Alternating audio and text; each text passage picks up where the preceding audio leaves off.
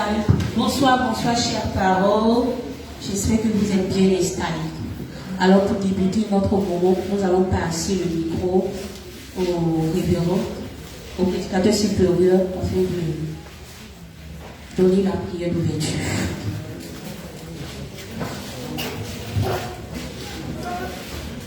Amen.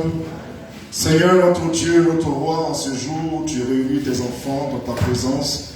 Nous voulons se confier ce moment si merveilleux, car tu as dit dans ta parole, là où deux ou trois sont réunis en ton nom, tu es là au milieu. Et nous sommes venus afin de partager ce moment comme les 120 disciples dans la foi qui ont été dans la chambre haute, afin que, Seigneur, de par ta présence, ils puissent véritablement communier avec toi et que la promesse qui a été faite au nom du Seigneur soit réalisée au nom suprême de Jésus. Merci, Père, de disposer nos cœurs, nos esprits, nos oreilles, afin que nous puissions entendre ta parole et être édifiés pour la gloire de ton seul et merveilleux nom. Amen.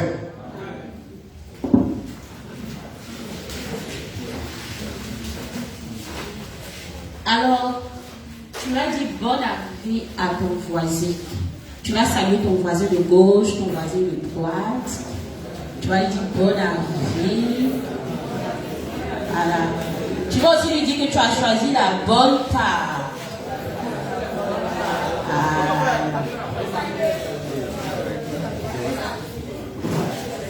Alors, en quelques minutes, je vais présenter l'activité, l'événement qui nous réunit ici.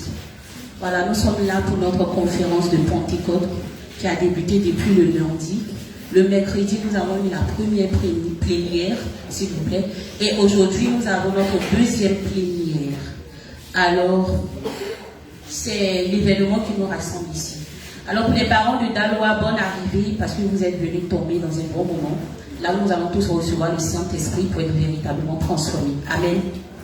Alors, groupe musical, vous allez ambiancer 5 minutes. Et après, nous allons passer un moment de prière.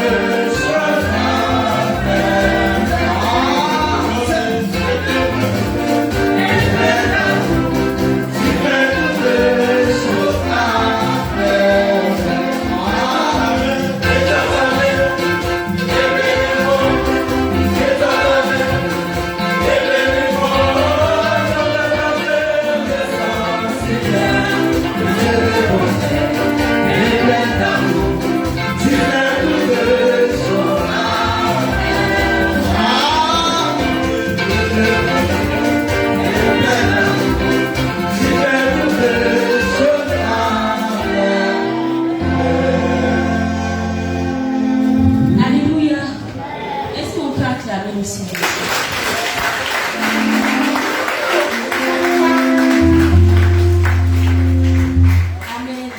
Tu vas garder. Non, non, non, non, non, tu vas pas t'asseoir. Tu vas garder. Est-ce qu'on est venu s'asseoir? On n'a pas venu s'asseoir. Tu gardes la même position. Nous allons passer maintenant au moment de prière. Nous allons prier un petit moment et après, l'orateur du jour passera pour nous nourrir. Alors ce soir, tu vas te disposer. Nous allons remercier au Seigneur. Vous musicales. Et je crois que tu vas nous dire quelque chose. On va prier ensemble le Seigneur. On va d'abord dire merci au Seigneur pour ce privilège qu'il nous donne d'être là ce soir. Parce que ça a toujours été un privilège de nous retrouver dans la maison du Seigneur. Ce soir, nous avons choisi d'être ici. Ce n'était pas évident. Dans toute la journée, il y a des personnes qui ont été transportées dans les hôpitaux. Il y a des personnes qui ont été rappelées au Seigneur. Par contre, nous sommes là ce soir.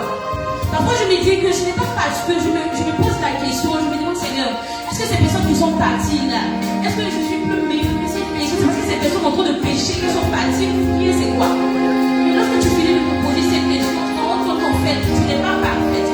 Tu n'es pas plus parfaite que ces personnes qui ont été rappelées au Seigneur. Tu n'es pas plus parfaite que ces personnes qui ont été transportées dans les hôpitaux. Mais tu vis juste que par la grâce de Dieu. Lorsque tu reconnais qu'en fait, ça n'arrive pas que parce que tu veux, mais c'est parce que le Seigneur te donne la grâce d'être là ce soir. C'est la raison pour laquelle tu vas élever ta voix et tu vas remercier le Seigneur. Parce qu'à l'heure ici, tu n'es pas sur le lit de l'hôpital, tu n'es pas couché à la mort, mais tu es ici dans la maison du Seigneur. Tu vas remercier le Seigneur. Tu vas prier, tu vas élever ta vie, prier le Seigneur.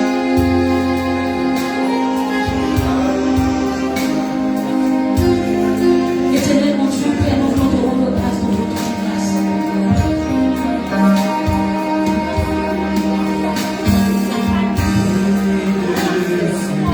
Merci Seigneur pour ta grâce. Merci Père pour ce que nous avons dans ta présence. Merci Éternel mon Dieu pour ta présence. Tu vas guérir chaque moment pour nous Seigneur. Merci Seigneur, nous sommes reconnaissants de toi Seigneur. Nous sommes reconnaissants de toi Seigneur. Parce que tu sois nous sommes dans ta présence. La santé de Dieu. Alors nous voulons merci. Merci Seigneur Jésus. Merci Dieu. Amen, amen. On va encore élever la voix. Nous allons prier pour notre nation. Nous allons prier pour notre pays, la Côte d'Ivoire. Demandons au Seigneur de nous accorder la paix dans notre pays. Priez pour des élections qui sont dans bientôt. Demandons au Seigneur de nous accorder des élections apaisées dans ce pays. Prions le Seigneur. Éternel mon Dieu, nous voulons te rendre grâce. Merci, Papa. Nous voulons te prier ce soir, éternel mon Dieu, pour notre nation, Seigneur. Nous prions, éternel mon Dieu, pour des élections apaisées, Papa, dans notre pays, Seigneur. Nous prions que tu accordes ta paix, éternel mon Dieu, à notre pays, Seigneur. Ta paix dans notre nation, Seigneur. Que tout ce qui est nom de l'ennemi, tout le cœur, notre but, Papa, soit éloigné, Seigneur. Viens épargner notre pays, notre grâce, Seigneur. Merci Jésus. Merci Saint-Esprit. Merci Éternel. Merci Seigneur Jésus. Amen, amen. On va prier pour ce moment. La Bible dit que là où 2 ou 3 personnes sont assemblées, le Saint-Esprit est présent. On va demander au Saint-Esprit de venir nous conduire ce moment. De venir nous prendre le contrôle de tout ce qui se fera ici. Et que les hommes de Dieu qui veulent intervenir, que le Seigneur me parle au travers d'eux. Et que toutes les choses soient disposées pour recevoir le Saint-Esprit ce soir. Et laisse la voix prier le Seigneur. Éternel, nous encore une fois, Seigneur. Nous voulons pas remettre ce moment au premier Saint-Esprit. Nous voulons que toi, tu viennes prendre le contrôle, l'Esprit glorieux de Dieu. Nous voulons te confier ce moment. Les oracles qui viennent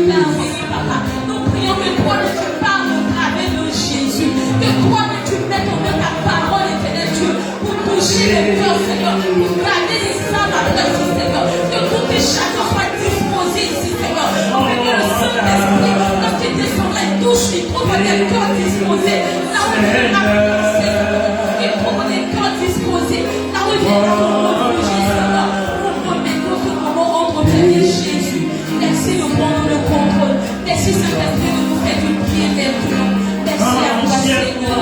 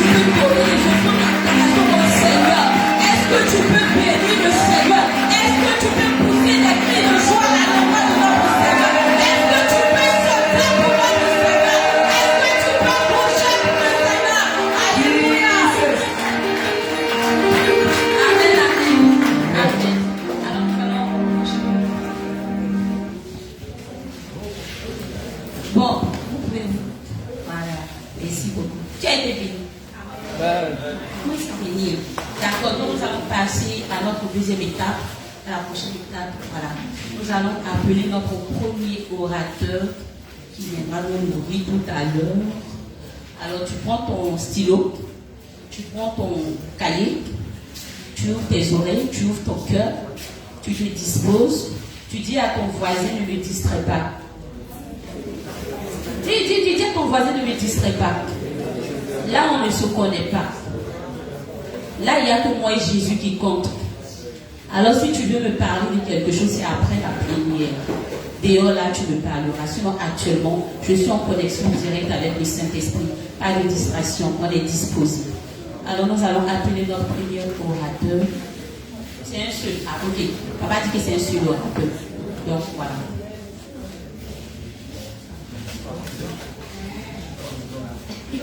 D'accord. On n'a qu'un seul orateur ce soir et c'est le très révérend prédicateur supérieur Papa Nyawa Jacques Makombo que je voudrais que vous ovationniez.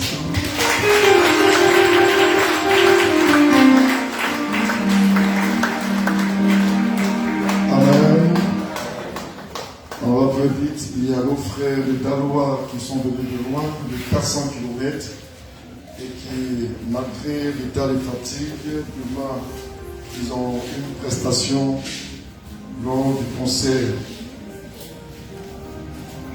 de 50 ans de la jeunesse. Et pour ceux qui ne le savent pas, depuis des années, nous essayons de faire ce que le Seigneur nous a recommandé, de ne pas quitter Jérusalem.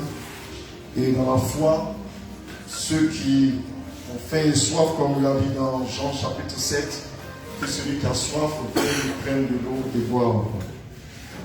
Donc, nous nous réunissons pour apprendre auprès du Seigneur à ses pieds. Et cette année encore, comme les années précédentes, la conférence du Pentecôte à Inter, il y a le séminaire de Pâques, ensuite il y a la conférence du Pentecôte. Et pour cette année, nous parlons du thème du Saint-Esprit en nous et sur nous, comment manifester la puissance de Dieu. Et le mercredi, lorsque nous étions là, nous voulons déjà vous demander d'acclamer le Seigneur pour son serviteur, le roi béni de la scène. Et se lever pour qu'on voit. Gloire à Dieu. Il a été l'orateur du mercredi et il nous a enseigné sur comment manifester la puissance du Saint-Esprit. Aujourd'hui, nous allons voir le Saint-Esprit et l'Église, mais le Saint-Esprit dans le sous-thème, le Saint-Esprit en nous, le Saint-Esprit avec nous et le Saint-Esprit sur nous. On va voir d'abord en introduction le contexte pour que nous puissions être situés. Nous allons voir les différents types d'esprits, parce que beaucoup ne savent pas qu'il y a plusieurs sortes d'esprits. Et nous verrons le Saint-Esprit lui-même. Nous allons voir comment expliquer les 3 dimensions du Saint-Esprit et puis faire l'expérience de ces 3 dimensions. Déjà, beaucoup de personnes, c'est vrai que le mot trilogie et Trinité n'est pas écrit dans la Bible, où il y a tellement de choses qui disent, mais en réalité, quand on parle de Trinité, il y a ce chemin-là qui peut nous expliquer qu'il y a Dieu. Et c'est ce Dieu-là qui s'est manifesté comme Père, qui s'est manifesté comme Fils, qui s'est manifesté comme le Saint-Esprit. Le Fils n'est pas le Père n'est pas le Saint-Esprit, et le Fils n'est pas le Saint-Esprit. Mais Dieu, le grand Dieu, s'est manifesté dans ces 3 personnes au niveau de leurs fonctions. Plus tard, on va voir encore, on va revenir là-dessus, et puis on va vous dire ce qui les caractérise, c'est que les 3 ont la même dimension, ont la même nature qu'on appelle en grec ousia, qu'on appelle la même substance. Et l'un des éléments de la nature qu'on peut utiliser pour expliquer cela, c'est l'eau. L'eau solide, l'eau vapeur et l'eau liquide ont la même substance H2O. Amen. Et vous pouvez voir les 3 éléments quand vous prenez la glace, vous mettez dans un seau d'eau et que vous mettez la glace dedans, vous allez voir que la glace est là, qui est distincte dans sa forme. Il y a l'eau qui est là, dans sa forme, et puis il y a la vapeur qui monte. Mais les 3 éléments dans leur état solide, liquide et gazeux ont le même élément constitutif, ont le même élément qui les compose, c'est H2O. Alléluia. Donc c'est la même chose au niveau donc, de Dieu. Dieu le Père, Dieu le Fils, Dieu le Saint-Esprit ont la même substance qu'on appelle ousia en grec, c'est-à-dire la même nature divine, le même élément, la même substance divine. On peut avancer. Donc au départ, l'Esprit de Dieu était dans l'homme. Quand Dieu a créé l'homme, il avait mis son esprit dans l'homme.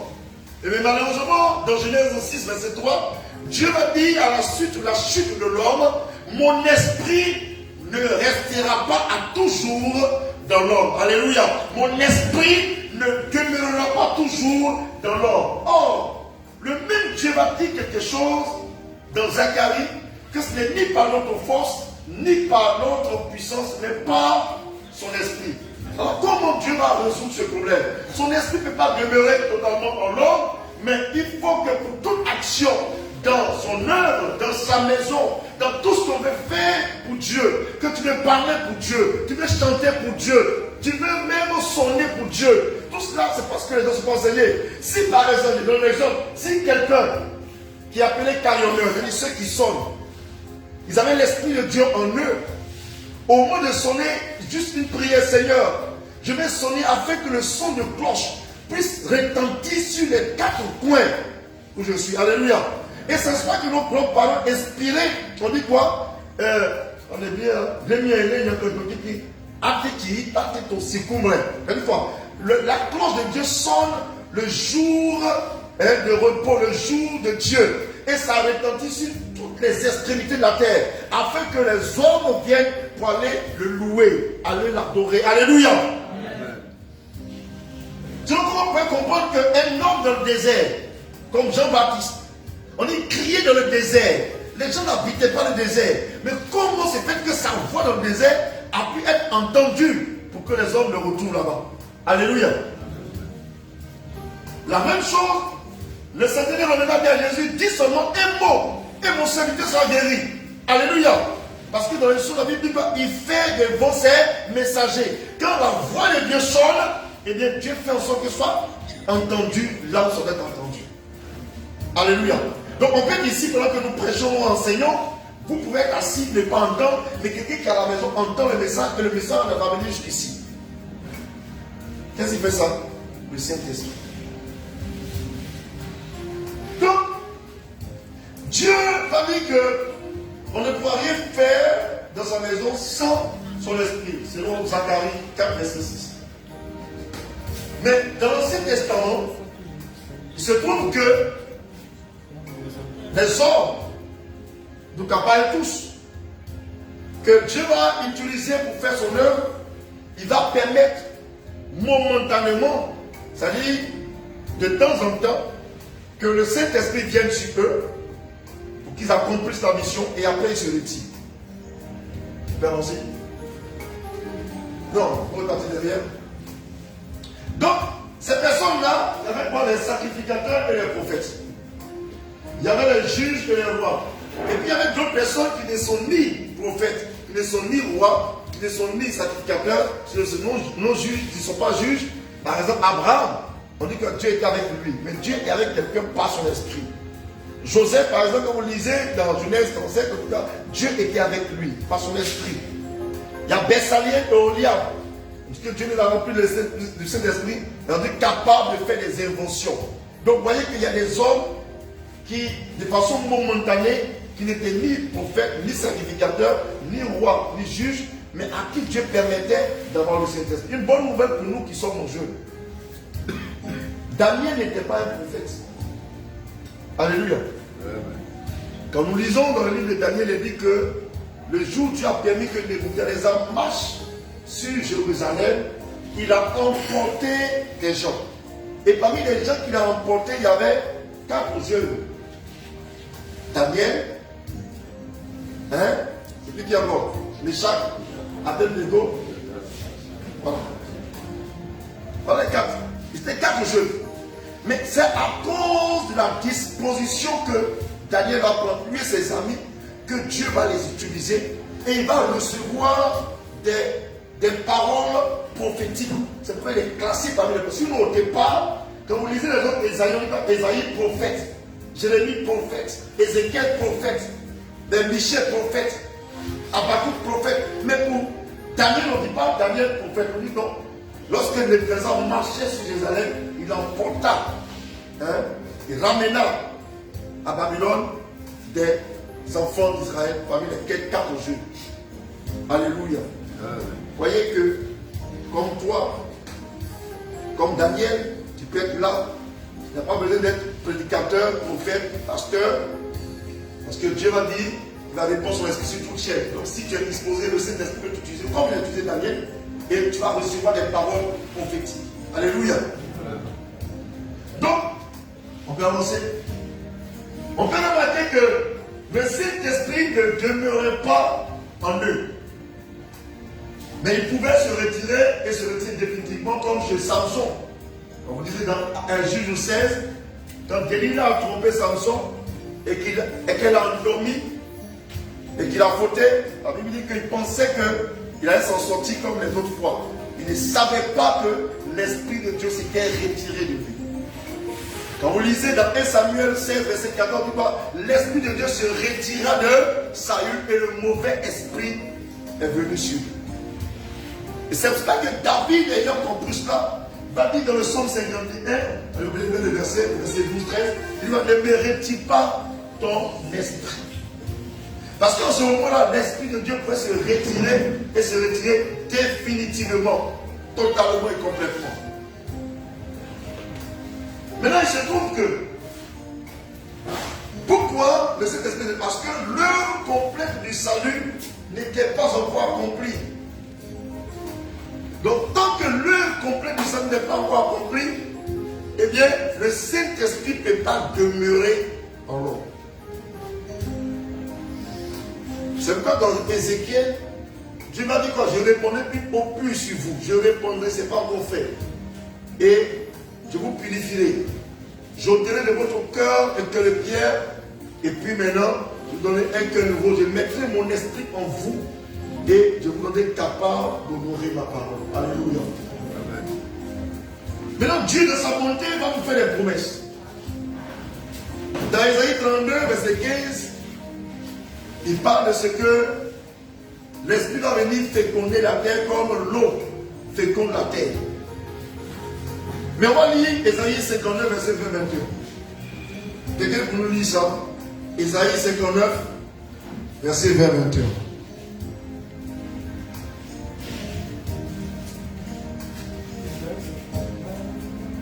Verset 20, 21.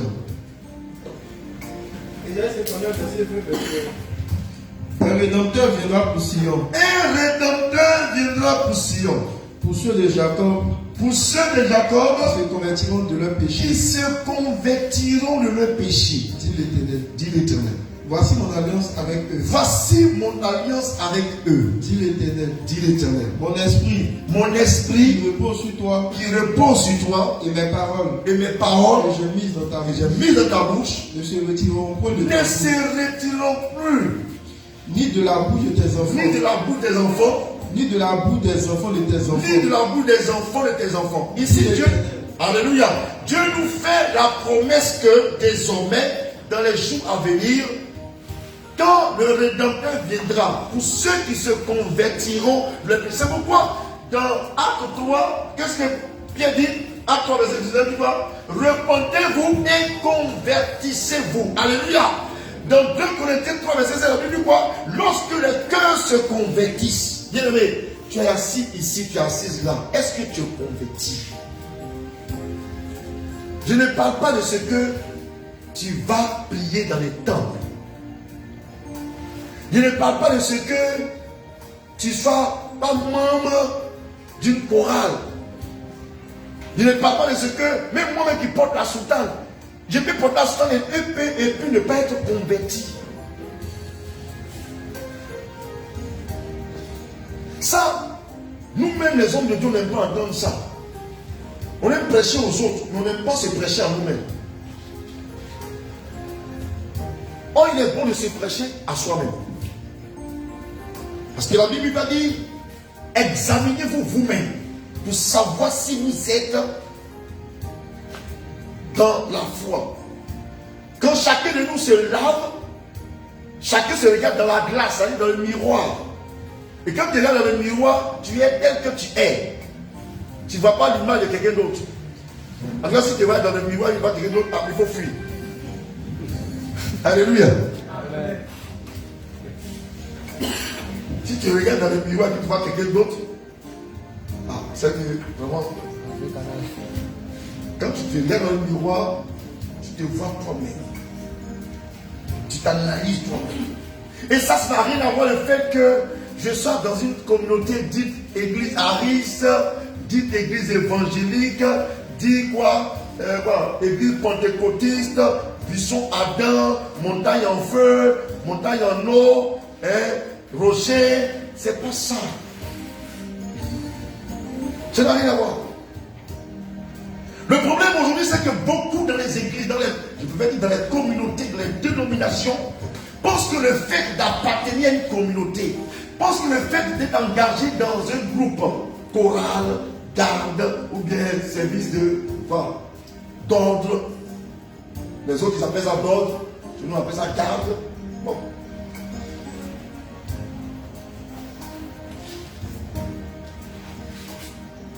C'est suffisant.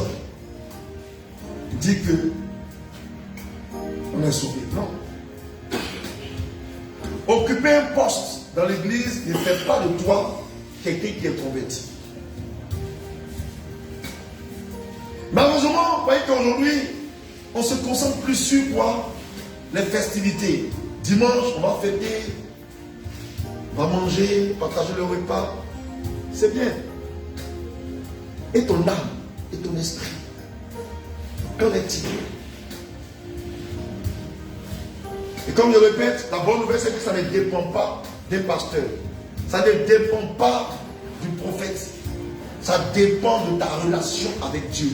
Où en es-tu, mon frère, ma soeur, avec ta relation, au niveau de ta relation avec Dieu? Donc, Dieu dit qu'il va répandre son esprit sur toute chair. Mais bien entendu, voyez que souvent, on aime lire ça. Joël 2,28. Et quand on s'arrête à ça, on va penser que c'est de façon automatique.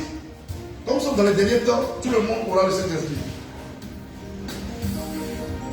La volonté de Dieu, c'est que tout le monde soit sauvé et reçoive le Saint-Esprit. Mais recevoir le Saint-Esprit est conditionné par le fait que tu te convertisses. Quand vous lisez encore dans Actes 3 qui répète 19, Pierre dit, repentez-vous et convertissez-vous afin que vous recevrez le temps de rafraîchissement. Le temps de rafraîchissement qu'a annoncé Ésaïe 32, 15, Pierre en parle également. On va avancer. Mais il y a beaucoup de confusion concernant le sujet du Saint-Esprit à cause d'un manque de connaissances et d'enseignement biblique. C'est des révélations sur le sujet. Alors, vous allez voir que nous tous qui croyons que s'ils sont baptisés d'eau, on a le Saint-Esprit, c'est faux. Lis Acte 19, verset 1 et suivant. Des gens qui ont reçu le baptême de Jean, mais qui disent qu'ils n'ont même pas encore entendu parler du Saint-Esprit pour le recevoir. Verset 1 à 3. Pendant qu'Apollos était à Corinthe, Paul, après avoir parcouru les autres provinces de l'Asie, oui, arriva à Éphèse. Oui. Ayant rencontré quelques disciples, il leur dit, avez-vous reçu le Saint-Esprit quand vous avez cru? On ne pensait pas dans quelle église ils sont. On ne sait pas s'ils sont aristes, on ne sait pas s'ils sont catholiques, ils sont méthodistes. On ne dit pas ça. Donc, vous voyez les dénominations, on ne sait pas que c'est mauvais, mais ça n'a pas de valeur éternelle devant Dieu. Il a rencontré les disciples. Il leur demande, avez-vous reçu le Saint-Esprit? Qu'est-ce qu'ils ont répondu?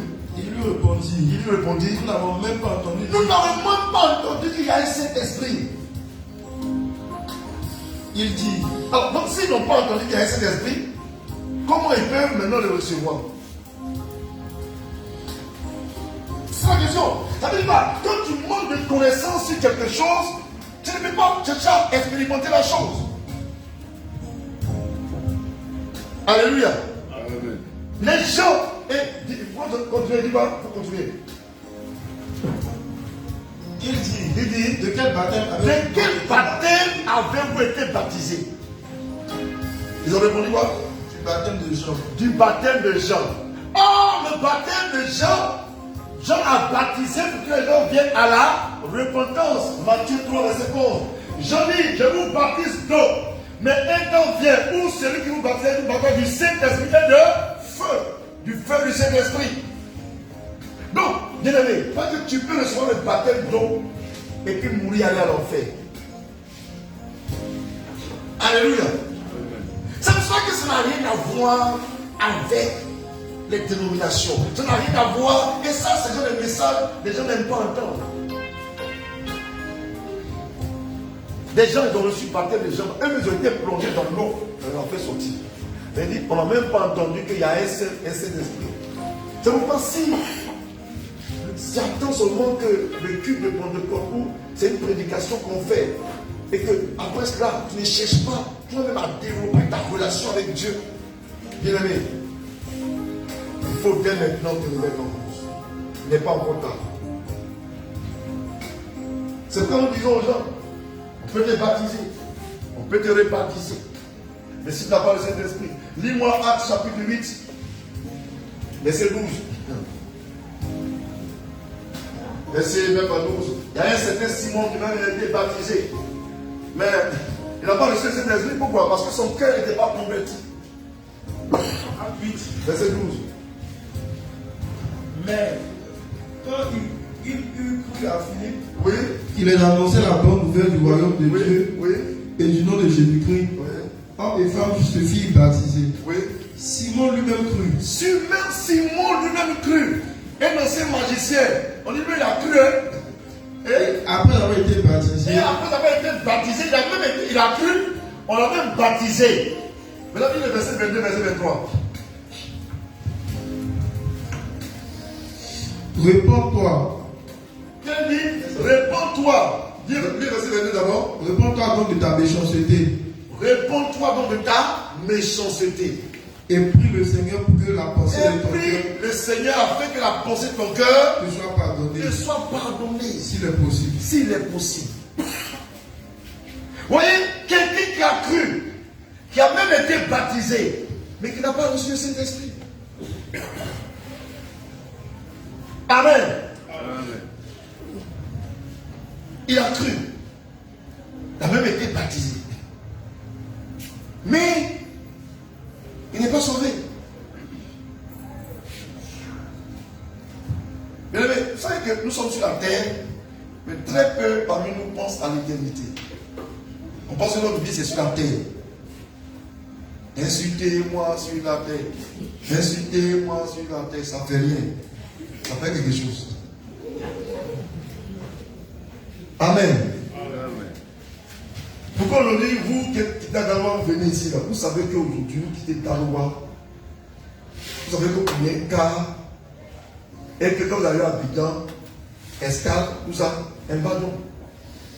Tu ne peux pas faire un voyage sans qu'au départ, tu ne saches où tu vas aller.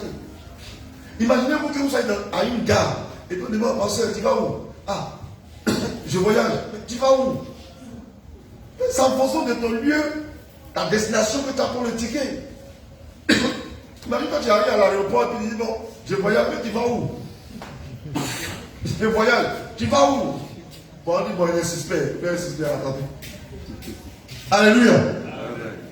Donc, si tu es sur la terre et que tu n'es pas convaincu que tu seras un jour au ciel avec le Seigneur,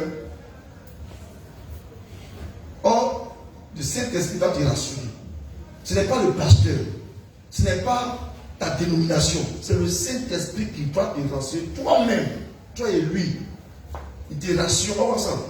Alors, donc, on va voir la trois dimensions. Voyez que dans cette conférence, nous définirons les différents types d'esprit tels qu'elle nous est révélée dans les Écritures. Ensuite, nous verrons le Saint-Esprit et les trois dimensions. On va aller rapidement. Allez rapidement pour les avancer. Quand vous définissez le Saint-Esprit, il faut également dire un mot concernant la présence d'autres esprits dans le monde. Il y a trois catégories d'esprits opérant sur la terre. Il y a les esprits des démons. Alléluia. Les esprits des démons, les esprits des démons sont présents sur la terre. La tâche qui se sont assignée est de détourner l'humanité du droit chemin. Acte 12, verset 7, 9. Et d'aveugler les gens à la vérité de qui Jésus est. Comme vous lisez dans 2 Corinthiens 4, la Bible dit quoi? Si notre évangile est voilé, il est voilé pour ceux que le Dieu de ces siècles a aveuglés. Donc le Dieu de ces siècles, c'est Satan et ses démons. Il aveugle les gens. Il les aveugle comment? Les yeux physiques voient, mais les yeux spirituels sont fermés. Ils entendent, mais ils ne croient pas. Ils entendent, mais ils ne comprennent pas. Alléluia. Et le royaume démoniaque travaille principalement à travers les fausses religions. Elles usent de déception comme le plus puissant instrument, travaillant avec le diable qui est menteur et père du mensonge. Les esprits de démons ont une forte influence sur les non-croyants, mais ils essaient également de cibler le vrai croyant en Christ, ceux à travers qui la lumière de l'évangile est prêchée. Quand vous lisez dans Éphésiens, vous allez voir. Le royaume des démons n'a aucun pouvoir sur les chrétiens en temps normal. À moins qu'un chrétien choisisse volontairement de coopérer avec leur ruse. En temps normal, si tu es chrétien, vrai chrétien, pas les faux, hein. Vrai chrétien. Celui en qui l'esprit habite. Aucun sorcier ne périt contre vous. Quand il est écrit dans votre Bible que celui qui est en vous est plus puissant que celui qui est dans le monde. On aime dire ces versets, mais on ne sait pas pourquoi. La Bible dit que le diable rôde comme un lion rougissant, cherchant qui dévorer. S'il pouvait t'attraper directement, vous pouvez pas rôder. Parce que spirituellement, il y a une règle de protection. C'est comme s'il y a une clôture. C'est-à-dire qu'il ne peut pas t'atteindre de route. Mais la Bible même dit, ne donnez pas accès au diable. Donc tu peux donner autorisation au diable de t'aimer dans la vie. Donc Satan, en tant que moment, Satan, il a une onction aussi. Satan a une onction qu'on appelle l'onction Nimshak. En grec. Et l'onction Nimshak, on va lire ça. On lit ça, 2 Thessaloniciens 2, verset 9 à 12. Qu'on appelle la puissance de Satan. Donc Satan aussi a une puissance. Une puissance d'égarement. Une puissance qui peut faire des miracles, des signes, des prodiges. Mais avec le mensonge derrière. Lis ça. 2 Thessaloniciens 2, verset 9 et 12. Et si vous voulez comprendre, l'onction Nimshak, c'est l'onction déployée. C'est pourquoi il déploie quoi? Ses démons. Il les met dans les pays, dans les régions, dans les villages, dans les zones et tout ça. On appelle ça l'onction déployée. On dit quoi? Il avait les ailes déployées. Dieu ne se répand pas de son don. Donc le don qu'il a donné à Lucifer, l'homme des lumières, il n'a pas retiré ça. Alléluia. Donc, regardez comment il fait. Lis. L'apparition de cet impie se fera. L'apparition de cet impie se fera Par la puissance de Satan. par la puissance de Satan. Mais par la puissance de Satan. Oui. Avec toutes sortes de miracles. Avec toutes sortes de miracles. Vous pouvez. Alors, est-ce qu'on s'en clair? Est-ce que logiquement, nous devons courir après les miracles? C'était écrit dans notre Bible, la Bible, parce que les miracles les accompagneront. C'est-à-dire que logiquement, si moi je suis fils de Dieu, les miracles, c'est eux qui me suivent. Mais nous, on fait le contraire. C'est nous, on poursuit les miracles. Il y a quelque chose qui ne va pas. Allez, continue. Des signes de prodiges mensongers. Des signes et des prodiges mensongers. Et avec tout. Je n'ai pas envie de dire quelque chose, mais il y a dit quelque chose. On ne voit souvent dire non, on voit apparition des temps. Je n'ai pas dit le nom, vous comprenez. Apparition des temps. Apparition des temps. Mais apparition là. Lisez dans Jérémie la Bible, il y a ce qu'on appelle la reine du siècle. La reine du ciel. La reine du ciel, c'est ce que l'on trouve dans Actes. On dit quoi? La déesse Diane, qui est révélée dans le monde entier. Astarté, Artémis, qui est le dieu de séduction. Et ces dieux de séduction, c'est elle qui pousse les gens à l'impudicité. Où les gens couchent avec des filles sans être mariés, on couche avec les hommes sans être mariés. Ce sont ces déesses-là, qui sont les déesses de quoi? Qu'on appelle épaphrodite. C'est-à-dire quoi? Quand on dit aphrodisiaque, quand on dit afro, c'est tout ce qui touche à la sexualité, à la sensualité. Vous entendez? C'est pourquoi quand tu vas voir un homme de Dieu, s'il est vrai, il ne peut pas te parler de Dieu sans qu'il parle de ta vie, ta relation, ta vie avec le Seigneur. Un homme de Dieu qui veut prier pour toi, qui voit tous les gens qui te tuent, les gens qui te font du mal, mais qui ne parle pas de ce que tu vis dans l'impudicité, ce n'est pas un homme de Dieu, c'est Satan qui l'utilise. Parce que la différence entre les vrais hommes de Dieu et les faux, c'est que les faux peuvent faire aussi des signes, des prodiges, mais ils ne vont jamais t'emmener à développer ta relation avec Dieu. Or, ta relation avec Dieu commence par le fait que tu te sépares du péché. La Bible dit dans Isaïe 59, les oreilles de Dieu ne sont pas tendues pendant, ni ses mains coupent pendant pour sauver, mais ce sont nos péchés qui mettent une barrière entre Dieu et nous. Donc, quand il y a une barrière entre Dieu, Dieu va traiter d'abord ce qui crée la barrière. Alléluia. Amen. Or, les faux hommes de Dieu, quand vous arrivez là-bas, votre vous dit, non, c'est ta tante qui te tue, oui, mais ils ne vont jamais voir ce que toi-même tu fais, qui fait que la main de Dieu pèse sur toi. Pourquoi? Parce qu'ils n'utilisent pas donc son même chaque, capable de faire des miracles, des signes, mais mensonges. Attends, vous allez un peu. Oui, voilà. Donc, Jésus en a parlé. Quand vous lisez dans Matthieu 24, Jésus a dit qu'il viendra, il séduira, même s'il était possible, même les élus. Alors, on va avancer. Et il y a maintenant les esprits humains. Les esprits humains, les gens ne savent pas qu'eux-mêmes ils ont esprit. Qu'il n'a rien à voir avec cet esprit. L'homme, il a esprit, il a son âme et il a son corps. Et c'est censé 5, verset 23. Et notre esprit est mort au-dedans de nous jusqu'à ce que nous soyons rendus spirituellement vivants par la foi en Christ. Éphésiens 2:1. Vous qui étiez morts par vos offenses et par vos péchés. Donc, même si tu es vivant physiquement, mais tant que tu vis dans le péché, spirituellement tu es mort.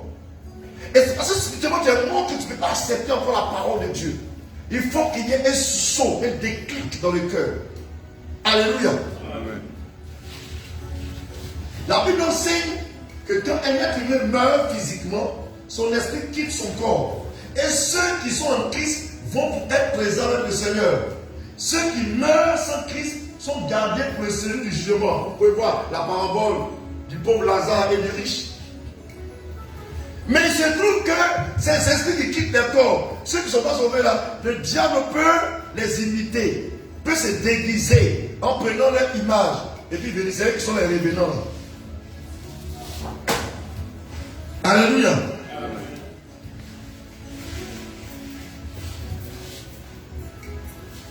Parce que la Bible dit qu'il est réservé aux hommes de mourir une seule fois. Après ça, le jugement. Mais le diable va, c'est pas que le diable a lutté le corps de Moïse. voulez utiliser le corps de Moïse pour faire voir aux enfants d'Israël que Moïse est encore là. C'est pas, on n'a pas vu la tombe de Moïse. Et ce message aujourd'hui, les gens n'aiment pas entendre dans notre communauté. Les gens qui aiment aller au cimetière sur les tombes de leurs parents, ils n'aiment pas entendre ce genre de message. Ils vont au cimetière. On va faire quoi là-bas?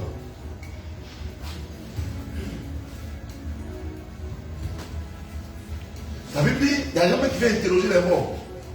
Isaïe 8, 19. Ah oui. Donc il y a plusieurs religions qui adoptent plusieurs sortes d'esprits.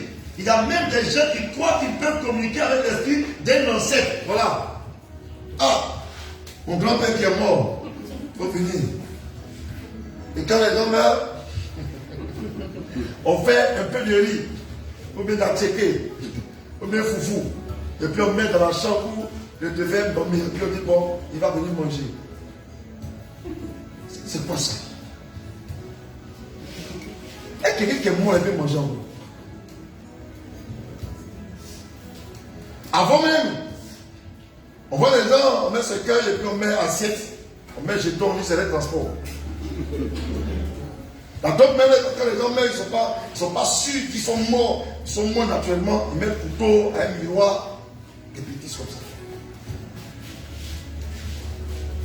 Voyez, mais ces gens ne communiquent pas avec des esprits morts. En réalité, ils communiquent avec des esprits démoniaques qui se déguisent comme des esprits d'êtres humains morts. La Bible enseigne que certains éléments peuvent même paraître comme des anges de lumière. Ils se déguisent en anges de lumière. Et s'ils peuvent faire cela, ce n'est pas difficile pour eux d'imiter la voix ou de connaître l'histoire d'une personne. C'est pourquoi quelqu'un peut te rencontrer. Quand il utilise les gens d'esprit, des morts là, il te rencontre. Il dit, tu connais ton grand-père? Il va citer le nom de ton grand-père, de ta grand-mère, que toi-même, on appelle de lui que tu ne connais pas. Il va te dire son histoire. Il va dire, waouh, ça c'est un vrai prophète. Alors qu'il utilise pas l'esprit de ton grand-père. Alléluia. Attends, on ne peut pas ensuite aller là. Voilà. Et donc, les gens, si vous voyez qu'on dit quoi? N'essayez jamais de communiquer avec les morts ou de prendre part à des rituels ou des cérémonies essayant d'adorer ou de prier à des ancêtres ou d'autres humains morts. Et c'est ça, on est combattu. Et quand on prêche ça, on est combattu.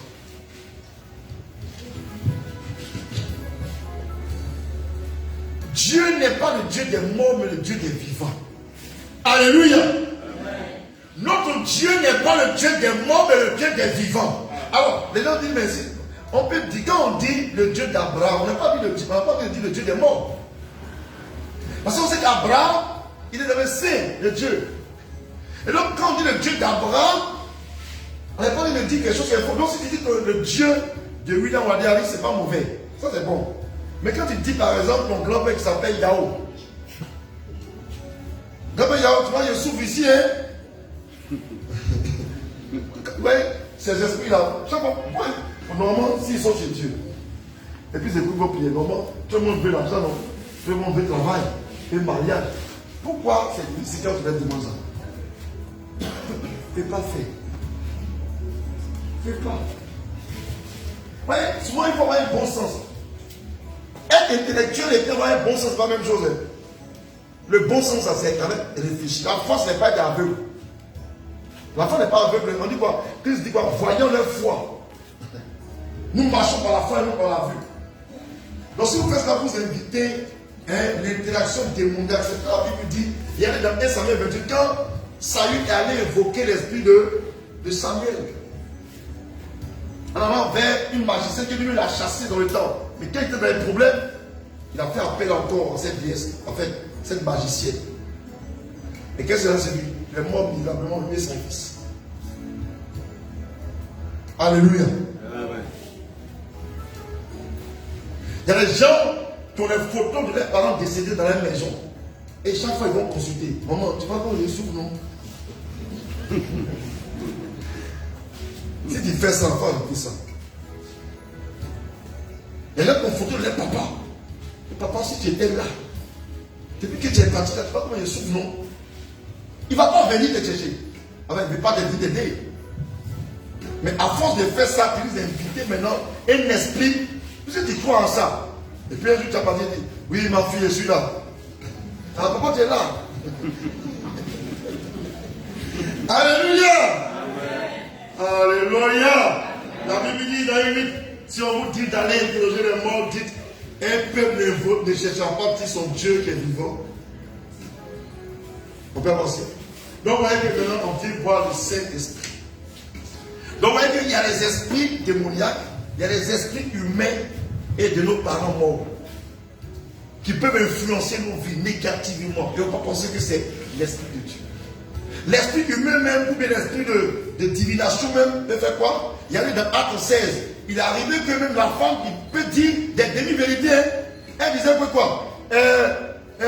Ces hommes-là sont les serviteurs de Dieu, c'est faux, c'est vrai. Mais la puissance qu'il utilisait n'était pas de Dieu.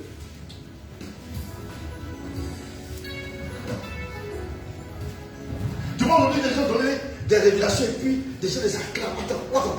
Finalement, vous êtes de lever des hommes. Et les gens sont attachés à ces genres de choses-là. Ah oui, prophétise. Prophète, oui. Prophète, avance prophète. Je crois au ministère prophétique, mais ils ont besoin d'être enseignés. Car la Bible dit que la Bible doit n'ajouter pas foi à toute prophétie. Mais éprouver toute prophétie par la foi. Or, la foi vient de ce qu'on entend, donc la parole de Dieu, la parole de Christ. La Bible dit qu'il y a des gens qui peuvent parler sous l'effet de l'audace. Deutéronome 18. Ils parlent sous l'effet de l'audace. Et vous allez croire que ce sont les prophètes. Non, ils ont parlé sous l'effet de l'audace. Si tu dis, on va prier et puis dit, bon, oui, Dieu me dit, il y a une soeur ici, là. Même si ce n'est pas ça, il faut que quelqu'un fasse un bruit. C'est-à-dire qu'on laisse l'esprit des choses manipuler. C'est pourquoi nous autres là, nous on fait prière, on fait ce de prière. Si tu tombes, si moi je ne suis pas convaincu, ou bien tu ne vas pas, je vais te laisser. Les gens qui font ce qu'ils savent, tu as voulu jusqu'à un ça va fatiguer ta télévision. Je ne suis pas maintenant ridicule. Il a rien à prouver. Alléluia. Amen. Gloire à Dieu. Amen. Donc, le Saint-Esprit de Dieu est le seul esprit digne d'être appelé Saint. Le Saint-Esprit est pleinement Dieu, tout comme le Père est Dieu et Jésus est Dieu. Attribut divin donné à l'Esprit dans l'Écriture. Il est appelé Dieu, il est éternel, il est omniscient. Il est omniprésent, présent partout. Il est omnipotent, tout puissant. Il a la connaissance anticipée. Il a l'amour. Il a inspiré l'écriture. Il est l'agent de la direction divine. Il est une personne. Tout comme Jésus et le Père sont des personnes. Il peut être attristé. En revanche, voilà ce que je voulais dire. On revient encore sur ça. On dit que l'Ancien et le Nouveau Testament révèlent que le Saint-Esprit est réel et est Dieu. Il est co-existant, co-égal et co-éternel avec le Père et le Fils. Et voilà, ils ont la même nature ousia. Et c'est parce qu'ils ont la nature ousia qu'un nous donne quoi? Le pouvoir qu'on appelle Ezousia. Ezousia. Et la nature ousia peut nous conférer notre vie. Jésus dit quoi? Tout pouvoir m'a été donné dans le ciel sur la terre, nous te donne le même pouvoir. Quand un nous donne le pouvoir, pour nous en donner Ezousia, mais pour eux c'est ousia. Alléluia. Amen. Alors qu'est-ce qu'il va faire? Il conduit les croyants en Christ parce que c'est lui qui conduit l'homme des péchés, de justice et de jugement. Ensuite, avec quoi? Une passion plus profonde pour les âmes. Quand tu es né de nouveau, premièrement, tu aimes la présence du peuple de Dieu. Ça veut dire que quand ils ont été convertis, chaque jour ils étaient assidus au temple. Mais quand tu fais église missionnaire, en bas de ici on a 6 chorales. Il n'y a même pas une chorale qui est complète ici. Mais si on dit demain, dans ce guerrier, faites des générations, ils sont tous au courant. Pourquoi? Parce que la Bible dit dans les derniers temps, les gens auront la démangeaison de venir s'asseoir et écouter la parole de Dieu. Si on dit, l'autre artiste qui est en bord de Zeki, il me brave venir avec lui. Voyez, devant les gens, les jeunes gens, au lieu de travailler, réfléchir, dormir, s'il y a un ballon, tout de suite, allez regarder, tu as un ballon, tu perds le temps, tu gagnes quoi? Rien. Et il y a des millions à coups de pied, tu gagnes quoi? Rien. Tu perds ton temps, tu perds ton sommeil, tu perds ton énergie. Voilà ce qu'eux, ils travaillent, ils s'entraînent pour gagner avec un coup de pied, un coup de tête. Il faut qu'on change de paradigme. Alléluia. Un plus grand amour, un plus profond amour pour Christ et son corps, s'équiper pour le combat spirituel, a une plus grande compréhension de la parole de Dieu. Tous les croyants en Christ reçoivent le don et l'habitation. Il y a parce que Paul a dit, j'ai été crucifié avec Christ, si je vis, c'est Christ qui vit en moi par son esprit.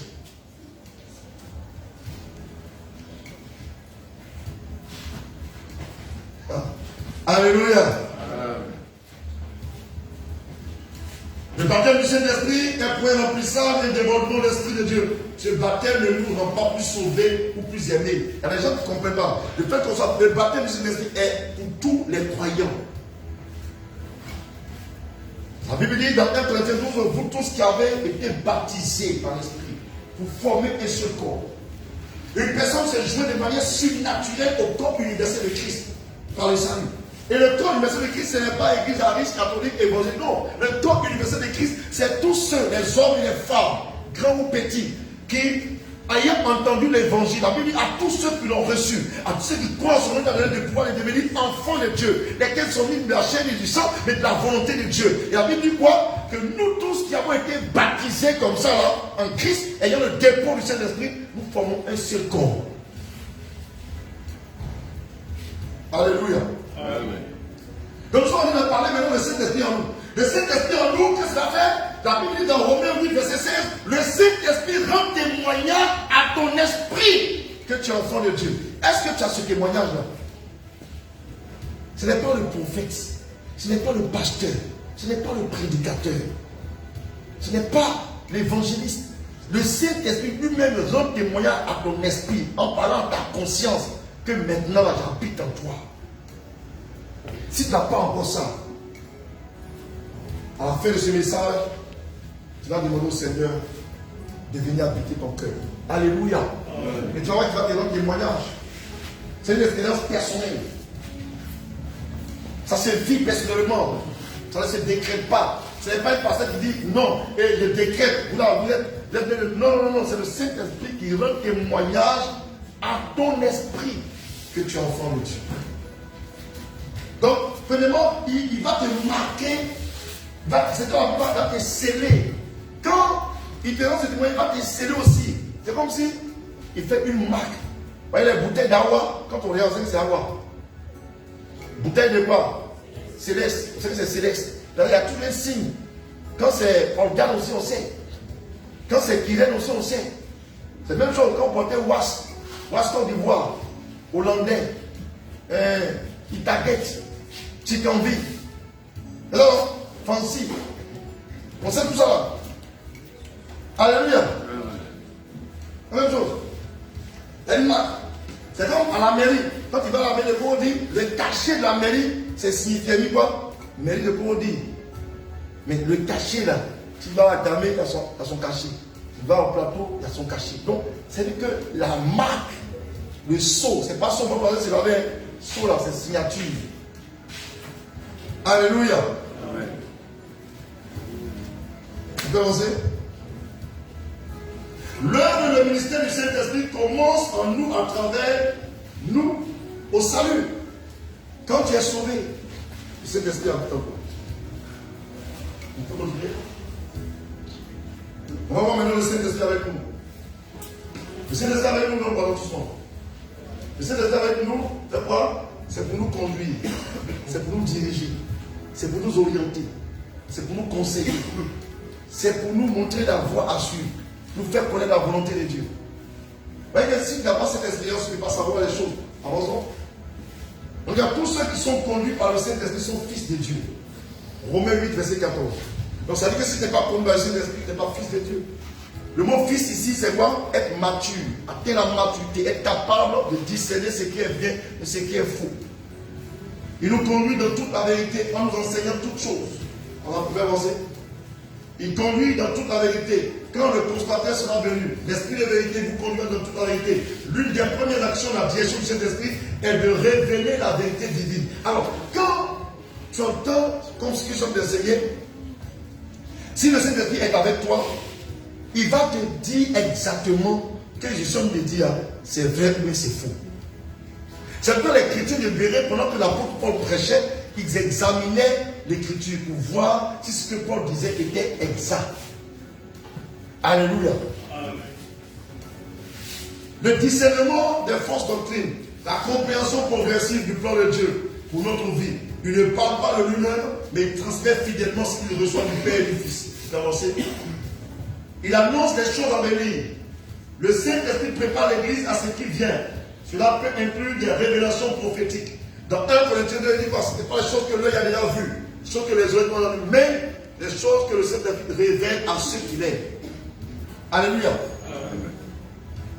Des avertissements spirituels, une direction stratégique pour des décisions à venir. Il agit comme un guide prophétique pour que nous ne marchions pas à l'aveugle. La Bible dit dans le psaume 143, verset 10, que ton bon esprit me conduise sur le droit chemin. Que ton bon esprit me conduise. J'en ai non. Oh, mais mon Père, Yannim, Corecito, Cassé, Mene aussi, mon connaissi, Aïtato. Amen. Il nous conduit au quotidien, car tous ceux qui sont conduits par l'Esprit sont fils de Dieu. Ce passage montre la direction de cet esprit, que la direction est un signe de maturité spirituelle et de filiation divine. Il nous guide dans nos choix quotidiens, travail, relations militaires. Même dans le choix de ton conjoint, de ta conjointe, le Saint-Esprit est censé te guider. Alléluia. Amen. Mais si tu avais choisi quelqu'un, et puis vous vivez maintenant, que tu découvres qu'il est esclave avec ses dents, pour la vie, hein. Et les gens maintenant qu'ils ont fait le méchant, maintenant ils prient pour que, hein, l'autre meurt vite, il ne va pas mourir. Les gens vont tuer longtemps même. Parce qu'on dit que la femme elle dit à son mari aussi longtemps qu'il vit.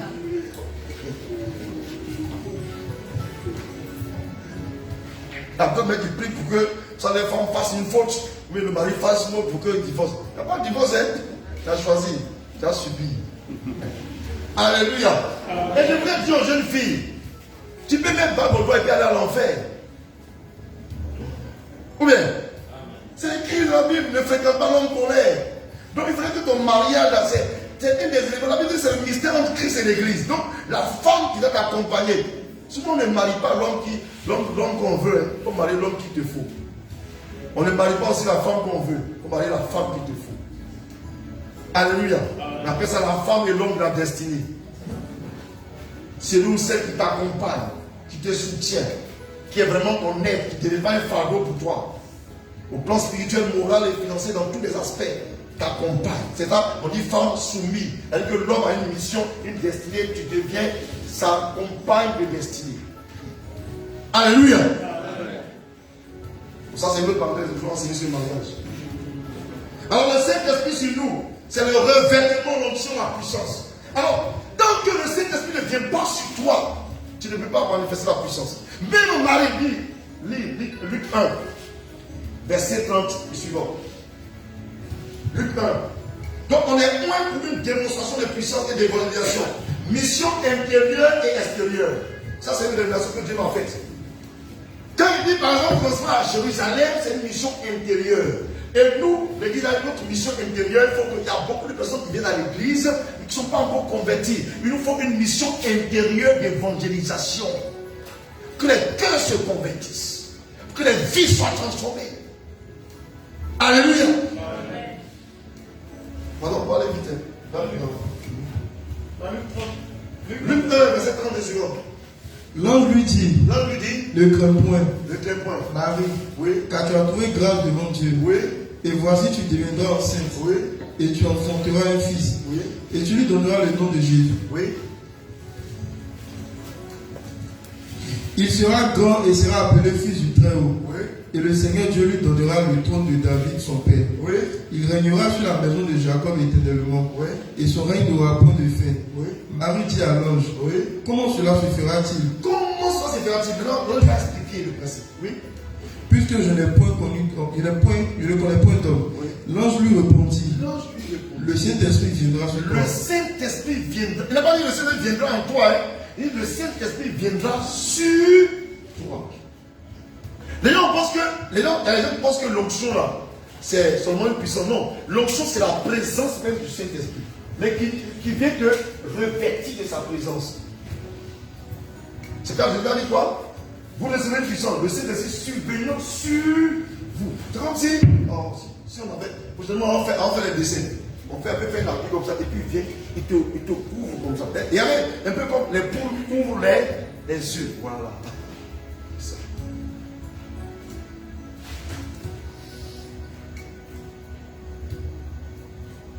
Dis un peu mon corps à l'eau. Dis un peu mon corps à l'eau. Mais c'est pas comme ça. C'est comme ça. C'est comme ça, Jean. Mais c'est le meilleur maître de cœur. Dis un peu mon corps à l'eau. Dis un peu mon corps à l'eau. Alléluia. Ah, elle est bonne chanson, hein. Elle est bon cantique, mais on ne vit pas ça, c'est ça. Il découvert de non, il faut terminer. On n'a pas de tout aussi. On a fini de dire. Et la puissance du frère aussi. Voyez, c'est quand le Saint-Esprit te viendra sur toi et la puissance maintenant, parce qu'il vient d'en haut, il va te ouvrir de son nom. Alléluia. C'est la même chose. Je ne dis pas, l'Esprit de Dieu est sur moi car il m'a oint pour. Tu ne peux pas manifester la puissance de Dieu tant que le Saint-Esprit ne vient pas sur toi.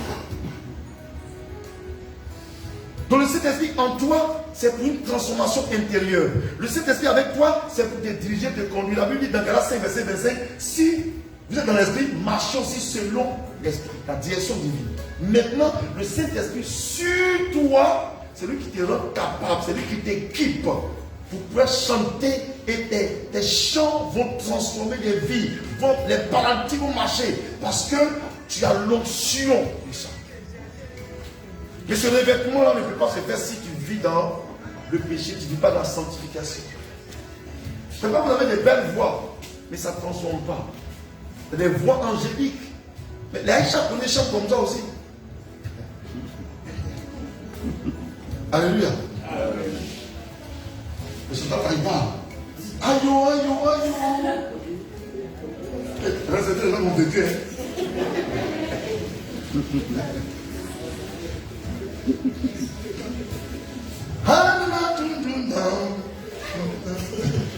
Amen.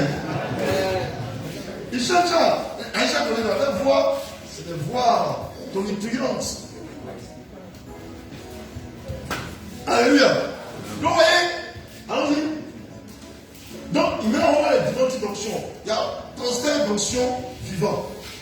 Et logiquement, c'est ce que le prophète a fait avec Donami. Le prophète était vivant, n'est pas ça?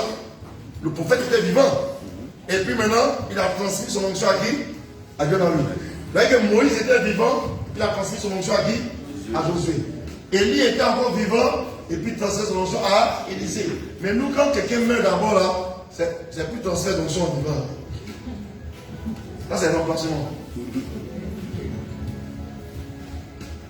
Alléluia. Voilà pourquoi les gens tiennent les mêmes cas, mais ils ne manifestent pas la même puissance. Pourquoi? Parce que c'est quelqu'un. Non, l'onction vient sur l'homme. La puissance vient sur l'homme. Parce qu'il le voit. Maintenant, l'onction agit comme un champ magnétique. Donc, si je suis oint, mon habit est oint, même la sueur, on dit pas l'ombre de pierre guérissait les gens. Donc, il faut que ma vie soit une vie de consécration, une vie de sanctification, pour que le dépôt, la plupart, si tu te conserves plus, soit un vase d'honneur, soit utile à ton maître.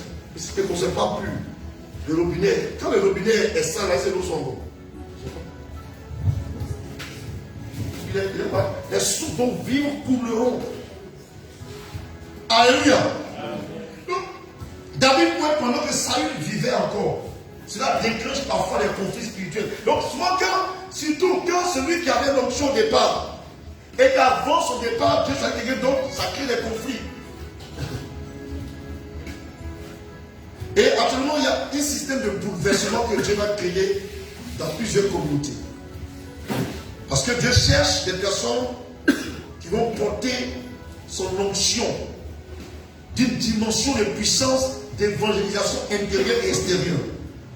Et ce temps-là n'est pas long. Alléluia. Et ça crée déjà des conflits. Parce qu'il ne s'agit pas de dire que ce n'est pas une question de poste, c'est une question de fonction et de destinée. Alléluia. Allons-y. Il y a un partage d'options. Et ça, c'est ce que j'ai dit aux autres jeunes. Vous les jeunes des tous. C'est-à-dire que, quand nous sommes des prêchés, quand je vais rendre le ministère, l'onction qui est sur moi peut toucher tous ceux qui sont disposés. J'ai déjà expérimenté ça. Il n'y a pas de nombre de personnes avec qui j'ai expérimenté ça. En 2008, lui père les témoins, à Damé, on faisait veiller des prières. Il y avait un jeune qui était police, il accompagne nous. En 2019, à Elokaté, par un enfant, on rendait le ministère, puis quelqu'un dit bon, accompagne-moi. C'est la même chose qui arrive à Saül. Quand les prophètes prophétisaient, Saül aussi a été touché par l'onction prophétique. Saül aussi est parmi les prophètes. Ça fait que vous les jeunes, quand vous êtes dans une église, que vous vivez une vie bien, l'onction du leader peut vous toucher et puis déclencher un potentiel en vous. C'est à ce moment que l'orgueil monte dans vos cœurs. Parce que l'onction de l'homme de Dieu qui vous touche déclenche le potentiel et là quoi va vous emmener à manifester le don que vous avez reçu. Parce que le premier recevoir un don que lui n'a pas. Pourtant, c'est lui qui est le guide spirituel. Ça veut dire quoi? Tu peux recevoir un don de guérison, alors que moi, le pasteur principal, je n'ai pas ce don-là. La vie de cet don à chacun il veut. Mais ton don est activé par mon onction. Alors, si tu n'as pas la sagesse, c'est pour ça, prier pour les gens qui guérissent, on dit, ah, c'est lui qui est mon prophète. Et tu commences à mépriser l'autorité. Or, la Bible dit que c'est sans contredit l'inférieur qui est béni par le supérieur. Et il y a des gens qui, par manque de connaissance et par orgueil, quand ils quittent leur père, ils s'en vont, après, ils sèchent. Après, parlant des amis. Pour faire beaucoup aux amis, écoutez, les comme c'est Alléluia. Et c'est ce qui fait qu'il y a beaucoup de jeunes, quand ils manifestent des dons nets, ils pensent qu'ils sont égaux. C'est pas ça. Parce que l'option c'est une question d'autorité, de position. C'est parce que Aaron n'a pas compris. Aaron avait l'onction sacerdotale. Mais Moïse avait l'onction sacerdotale royale et puis quoi? Prophétique. Donc c'est l'onction de Moïse qui déclenche l'onction d'Aaron. Et quand il est rentré dans l'orgueil, et puis lui, et puis Marie ont critiqué Moïse, la lettre allait sur Marie, et puis Aaron, il a précipité sa mort. C'est des sortes de choses, quand on consacre quelqu'un, vous comprenez? Par exemple, si tu es auxiliaire, tu es auprès d'un supérieur, même s'il est illettré, même si toi tu prêches jusqu'à. Il ne faut pas t'amuser. Sa dimension, sa position là, fait que tu ne peux pas.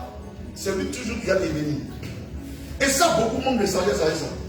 C'est pour ça qu'il y avait gens arrivés au ministère plus grand que celui de Pierre. C'est pas ça? Mais quand ils courent pour arriver à la tombe, quand Jean arrive le premier, qu'est-ce qu'il fait? Il reste là, il laisse bien entrer. Même quand ils ont eu le paralytique au bord du temple, quand ils arrivent, ce qui m'a la parole, c'est Pierre. Alléluia. Amen. Ça manque à beaucoup de personnes.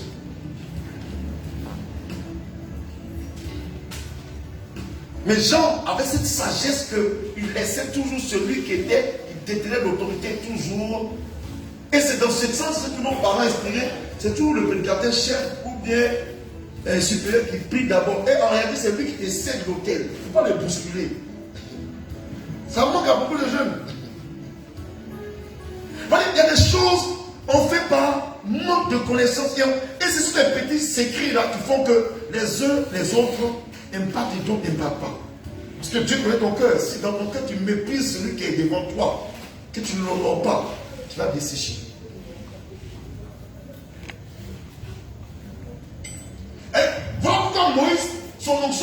70 anciens. Mais pourquoi maintenant pour choisir quelqu'un pour succéder à Moïse, Dieu ne choisit pas un parmi eux? Parce que comme ils partageaient l'onction de Moïse, ils pensaient que c'était égal de Moïse. Or, il y avait quand Élisée voulait recevoir l'onction de Élisée, c'est-à-dire mon père. Aujourd'hui, il y a des gens qui disent on ne peut pas appeler quelqu'un père. Alors, tu ne peux pas recevoir quelque chose de quelqu'un qui est ton égal. Il faut qu'il soit une dimension élevée et que toi tu le reçois. C'est comme ça. Pourquoi la Bible dit que celui qui maudit son père, sa mère, sa langue s'éteindra? C'est pas seulement ton père biologique, mais ton père spirituel ou même celui qui a la dimension de père. Si tu le maudis, ta langue s'éteindra. Alléluia. Non, allons-y, si on veut faire ça, allons-y. On va aller, ça c'est. Comme il y a les livres qui ont sorti par rapport à tout ça, on va dire ça. Donc, la transfert modifié. L'onction adaptée à un nouveau mandat. Regardez, Josué reçoit l'onction de Moïse, alors que Moïse avait sacrificateur, roi, et puis prophétique. Josué lui avait l'onction qui quoi? En tant que leader, combattant. Donc il reçoit l'onction de Moïse, mais pour lui il est modifié. C'est Dieu qui modifie avant ta destinée. Il reçoit l'onction de Moïse, mais dans sa fonction, Dieu modifie ça.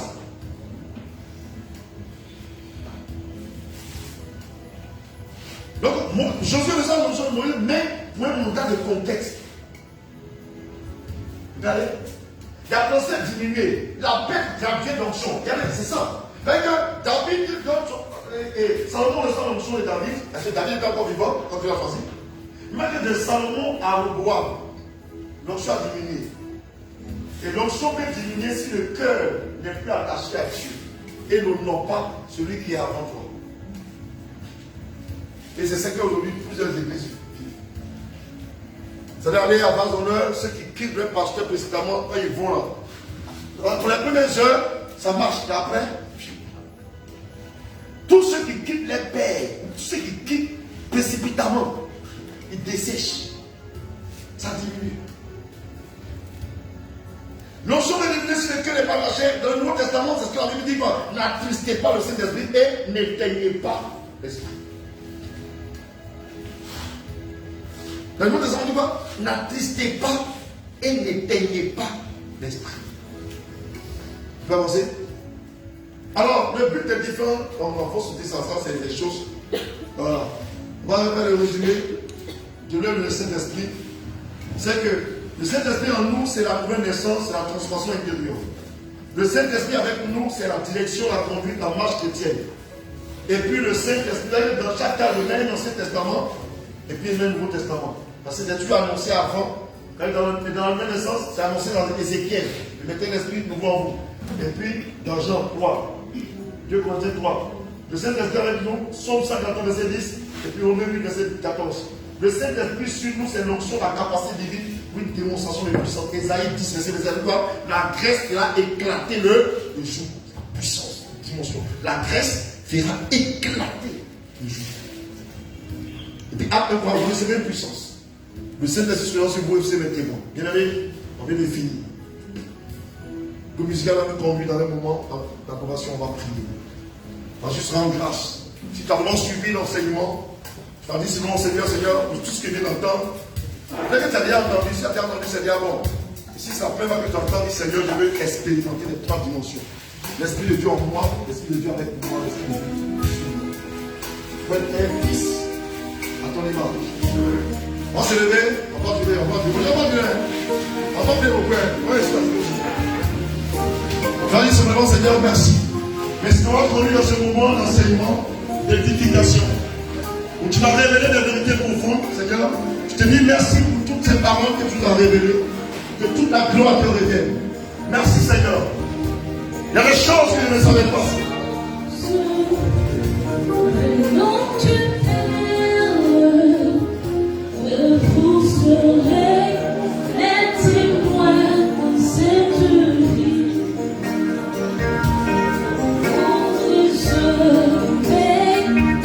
Une puissance venant du Père, et vous serez les témoins.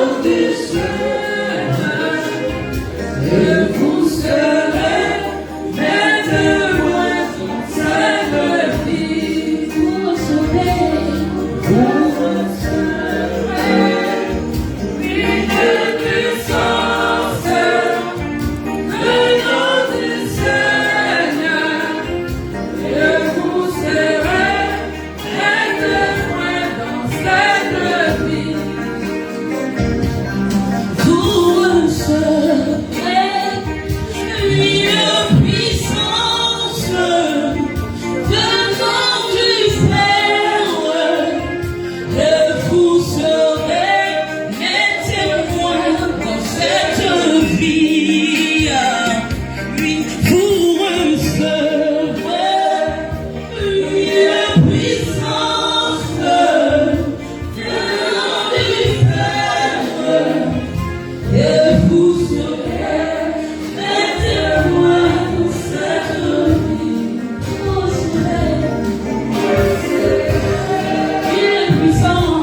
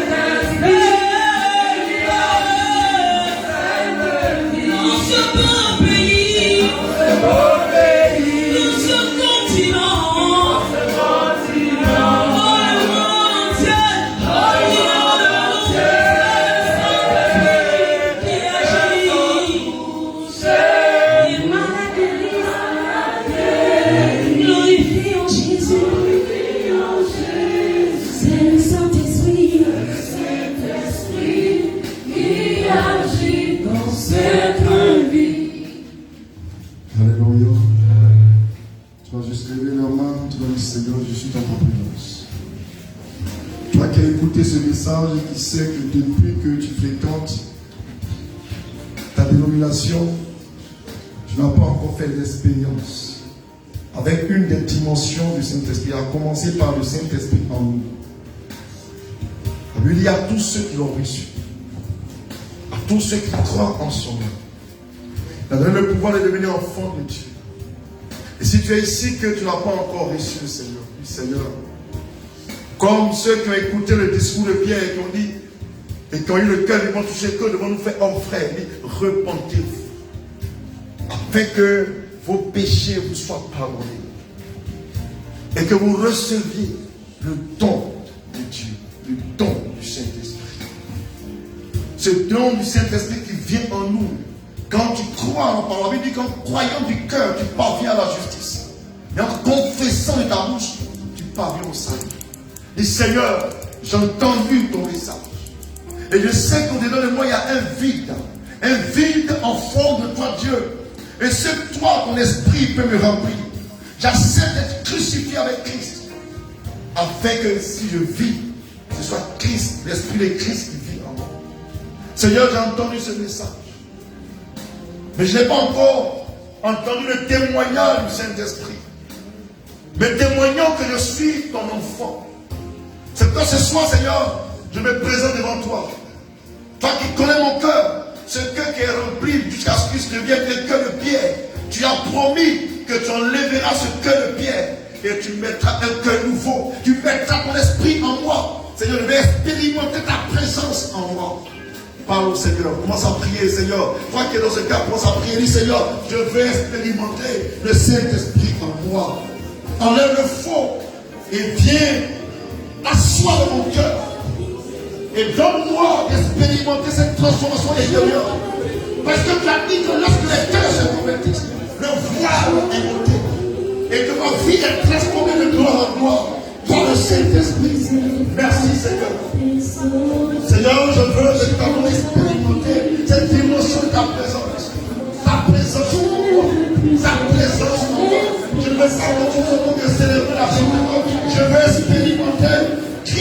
moi, Christ en moi, dans l'espérance de gloire. Ce mystère glorieux, c'est qu'il y a dans cette heure, à savoir Christ en moi. Seigneur, me voici dans ta présence. Enlève le feu. Enlève tout ce qui est malice, tout ce qui est pureté. Seigneur, comme tu as dit, que tous ceux qui ont cru ont été lavés, ont été sanctifiés et ont été justifiés. Dans le nom du Seigneur Jésus-Christ, c'est par ton esprit. Seigneur, lave-nous par nous. Lave-nous, purifie-nous, Seigneur. Et viens habiter nos cœurs. Afin que, Seigneur, ayant été lavé, sanctifié, justifié, nous recevons Christ dans notre cœur. Merci, Père de gloire. Merci pour cette présence. Prie le Seigneur, dis Seigneur, je te bénis pour cette glorieuse présence. Merci pour cette fidélité. Merci, Seigneur. Merci pour cette grâce. Merci, Seigneur. Je veux expérimenter. Oui, Seigneur, je veux que tu changes ma vie. Écris une nouvelle page de ma vie. Écris une nouvelle histoire de ma vie. Une nouvelle vie. Une vie nouvelle. Familiale de tous. Qui avons reçu la même foi que les gens. Seigneur, ça fait quelque chose de nous participer dans la nature divine. Je veux participer dans la nature divine. Merci, Seigneur. Merci pour cette grâce merveilleuse. Merci, Père, de venir habiter mon cœur dans mon esprit. Alléluia. Je dois encore prier. Avec lui que si nous sommes dans l'esprit, nous devons marcher selon l'esprit. Jésus a dit dans Jean 16, quand le consolateur sera venu, l'esprit de vérité, il nous conduira dans toute la vérité. Seigneur, je ne sais pas comment marcher. Comment conduis-moi. Montre-moi la voie que j'en suis. Que ton bon esprit me conduise. Il a dit dans le Psaume 32, je vais t'instruire pour ton bien. Je vais te conduire, je vais te conseiller. Je vais le regard sur toi. Dis Seigneur, je veux cette direction divine. Parce que sans toi, je ne sais pas comment marcher sur cette terre. Seigneur, j'ai besoin de ta direction. Tout comme tu as conduit le Seigneur Jésus dans le désert, conduis-moi dans les sentiers de ma vie. Et laisse-moi prier, Seigneur. Seigneur, j'ai besoin de ta direction. La Bible dit que si je suis dans l'esprit, je dois marcher sur son esprit. Quand vous marchez sur l'esprit, il faut lui obéir. Il faut lui être soumis. Il ne faut pas lui résister. Il faut écouter sa parole. Il faut écouter sa voix. Il faut écouter sa conscience. Il faut écouter ta conscience. Merci, Seigneur. Conduis-moi sur ton chemin. Donne-moi de saisir ta parole. Donne-moi de saisir ta parole. Je sais ta parole au cœur. Et je conduis sur ton chemin. Afin de ne pas pécher sur toi. Donne-moi de les sentir la vie. Et sentir la vie. Faire les paroles de la vie. Merci, Seigneur. Merci, Seigneur. Merci pour ta fidélité. Tu as prié maintenant aussi. Pour que cet esprit t'équipe. Quand le Saint-Esprit vient sur toi, c'est pour t'équiper. Jésus a dit, l'Esprit vient sur moi pour.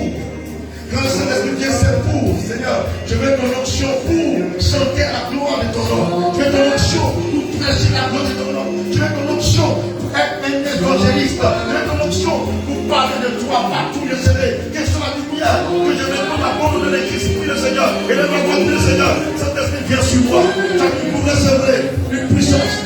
Merci Seigneur. Merci Père. Fais descendre ta puissance. Fais descendre ta puissance. Afin que Seigneur, tu saisisses des hommes et des femmes. Que tu étais pauvre, c'est en eux. Fais d'eux, Seigneur, des instruments de gloire. Merci Seigneur. Merci pour ta fidélité. Merci pour ta grâce. Merci pour cette grâce. Seigneur, des hommes, des femmes qui sont ici. Fais tomber les cieux et les cieux. Et envoie-les comme tu as envoyé sur les places.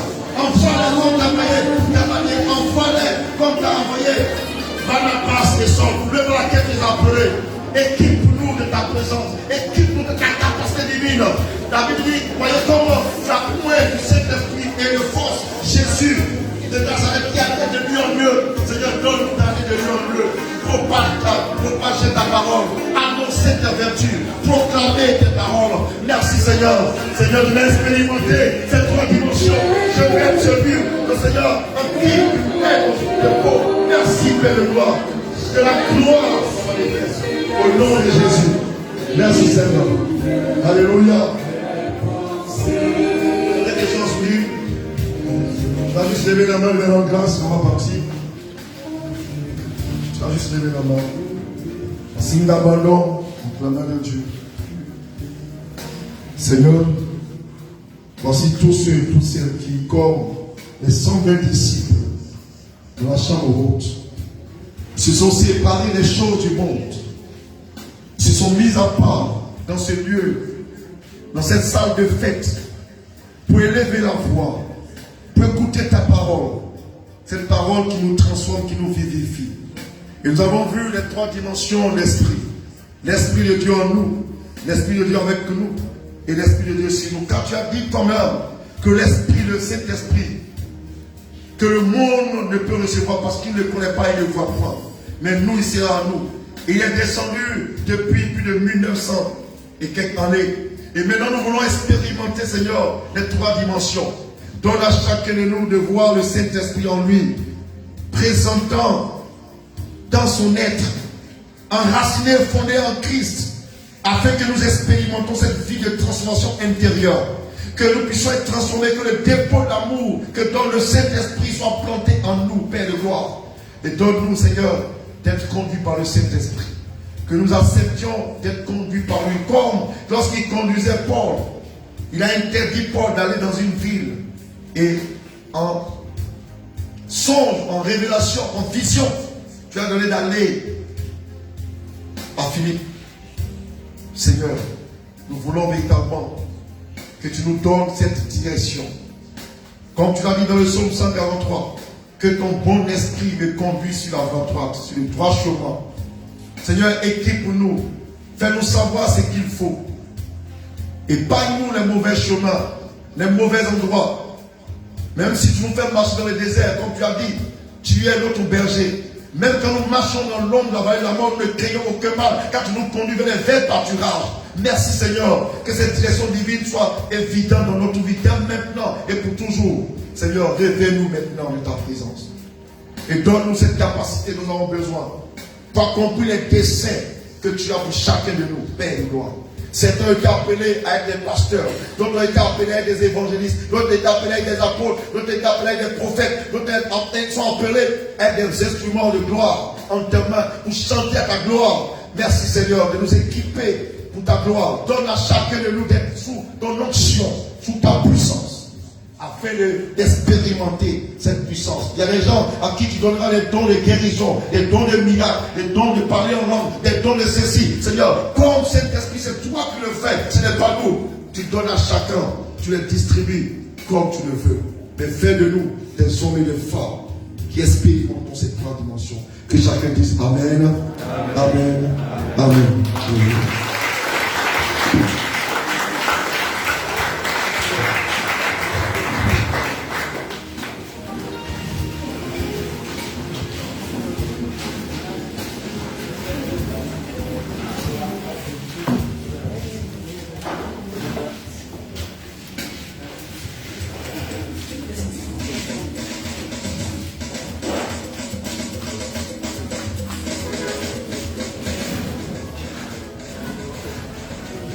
Alléluia. Est-ce qu'on peut acclamer le Seigneur? Est-ce qu'on peut pousser des cris de joie dans la présence du Seigneur? Est-ce qu'on peut sortir dans la présence du Seigneur? Est-ce qu'on peut bénir le Seigneur? Ah, Amen. Amen, Amen, Amen. En tout cas, moi j'ai été béni et je sais que chacun de nous aussi a reçu quelque chose. Tu vas à la maison, tu continues, tu ne vas pas fermer ton cahier. Tu ne vas pas dire à ton esprit que ce que j'ai reçu là, je garde l'année prochaine, il y aura une conférence de Pentecôte. On va ressasser ça. Mais quand tu arrives à la maison, tu appliques ce que papa a dit. Tu te rappelles que, voilà, telle chose qu'on a dit.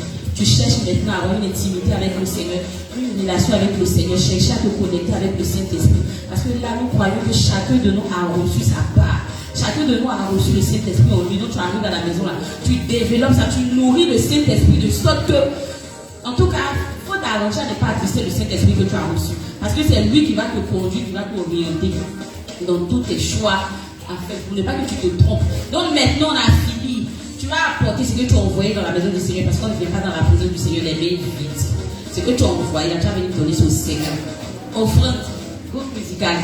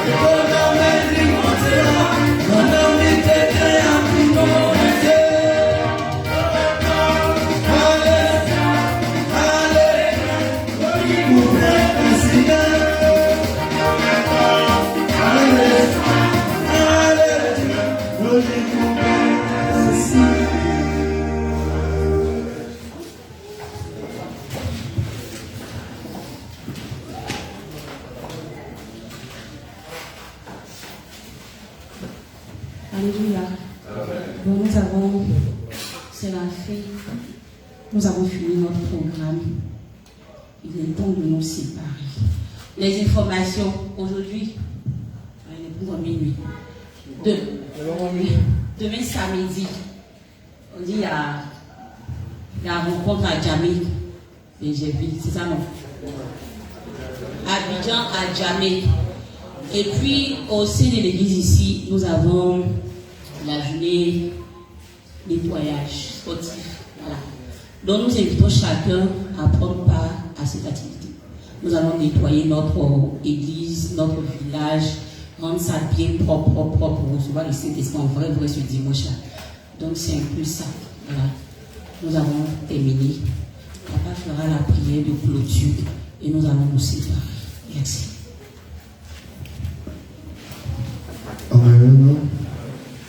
Breve yongan ni mate wenasi akilo ko ete siro problem wo gwasi ko yanganome ukwe yangamuto kumbro kon si wako teke nule yemu wadi supe ke nami kinke akropo dunte no na memo eko de anisa lo teke kinke ni nami bandi kinke ko ngelo mo cheta lo kutu e mama mali akaro tero mi atanche mali anyadilo ti amale asilo sempe asilo pokoma ukesi loto atoka swabu biati mbome kudi le pokumlo ba yeloko de men du mo ni ngwa okero kumre telo desikwa no resito dine pom lo so intégré Christ Jésus a pour faire Rome. Amen.